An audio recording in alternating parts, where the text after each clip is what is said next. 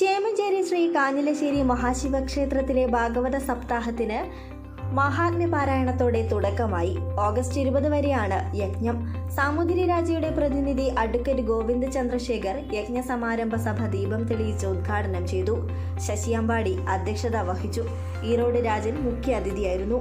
ക്ഷേത്രം ഏർപ്പെടുത്തിയ ഉമാമഹേശ്വര കീർത്തിമുദ്ര TR രാജവർമ്മ സമ്മാനിച്ചു. NV Vasu, Erathu Govindan Nair, Kunikkandi Krishnan Nair, MP Bhaskaran Nair, V2 help palliative society എന്നിവർ ഉമാമഹേശ്വര കീർത്തിമുദ്ര ഏറ്റുവാങ്ങി. സാന്ത്വനഗംഗ പദ്ധതി പ്രകാരം ക്ഷേത്ര ജീവനക്കാരും സപ്താഹ സമിതിയും ചേർന്ന് ഏർപ്പെടുത്തിയ സാന്ത്വനനിധി ക്ഷേത്രം manager doctor VT Manoj Namboothiri സമർപ്പിച്ചു.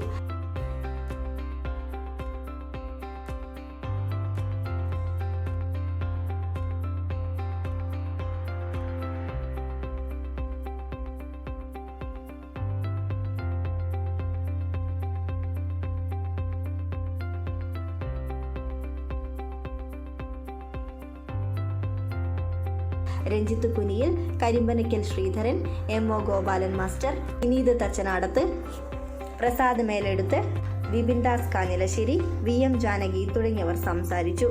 News today Kerala.